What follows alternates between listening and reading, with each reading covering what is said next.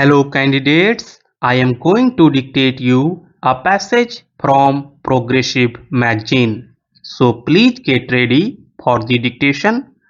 The dictation will start after 15 seconds.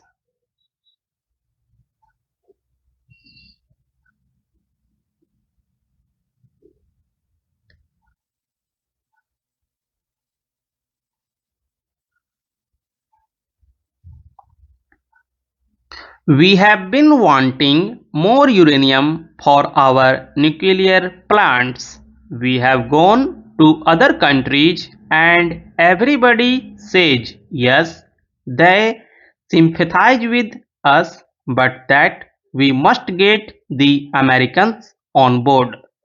Now that the Americans on board, I think the fuels question for our reactors would be a thing of the past.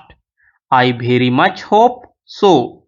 So, what we have got through this joint statement is something tangible. Honorable member also asked this question. We have not been recognized as a nuclear weapon state.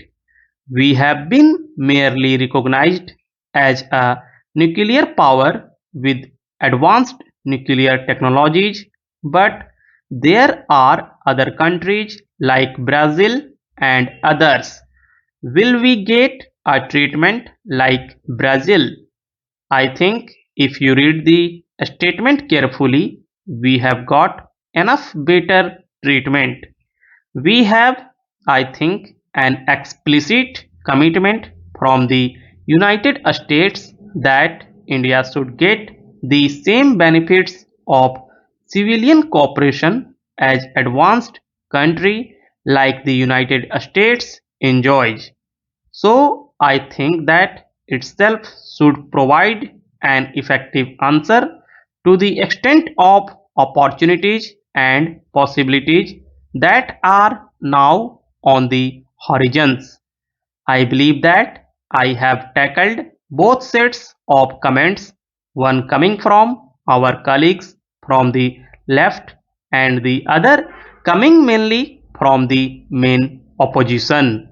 There were some questions raised with regard to the role of agriculture.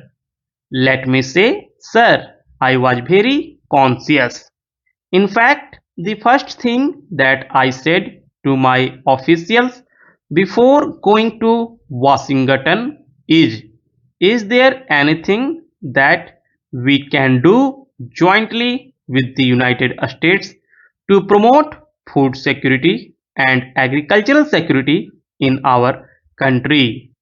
It then occurred to me that agricultural research, the state of agricultural universities, the state of extension work in our country is not up to the mark.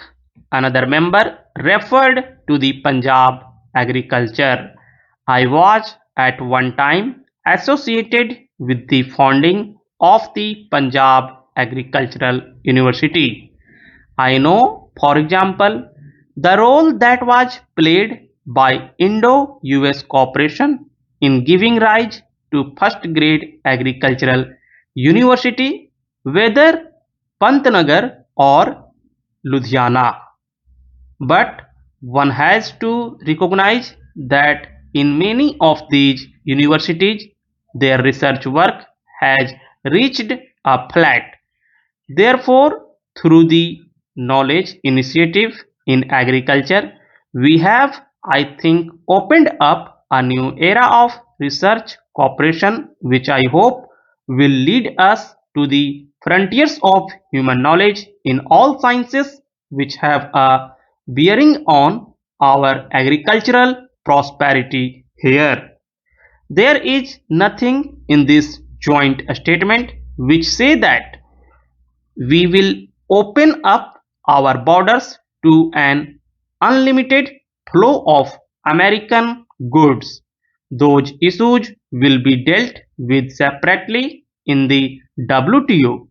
Those issues were not discussed in my discussions with President. This is something which the chairperson reminds me every day. Our first commitment is to India's farmers who need a food security. Preserving the livelihood strategies of our farmers is our utmost concern, and we will do nothing which compromises the livelihood security of India's farmers. Sir, questions were raised about the membership of the Security Council. It is certainly true that the United States has a different viewpoint. They are not supporting our resolution. This was known to us before I went.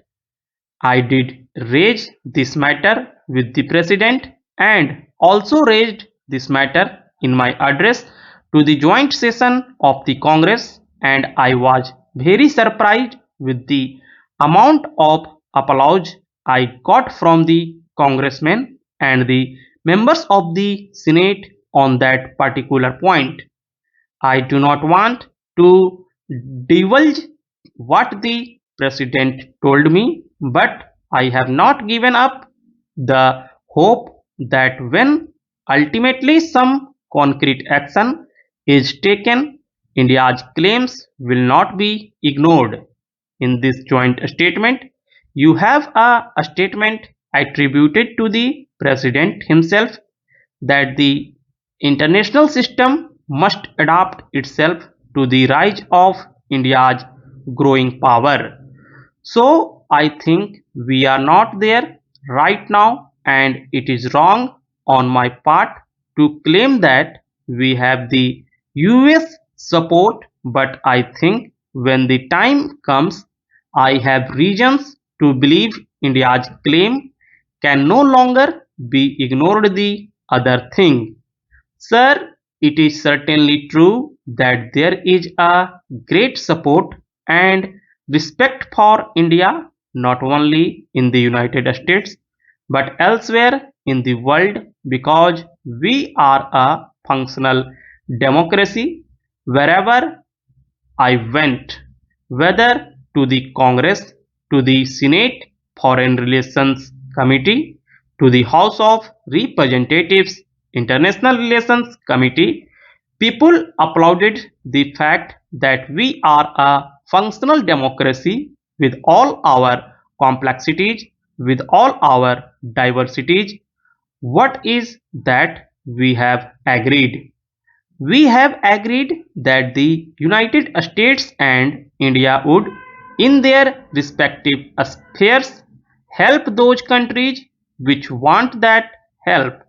There is no imposition, there is no question of our, for example, being forced to be a partner in any act of aggression against any other country, and there is no question that we will ever entertain even that sort of thought to our mind. But we have high-tech program of our own. Sir, our election commission is respected all over the world.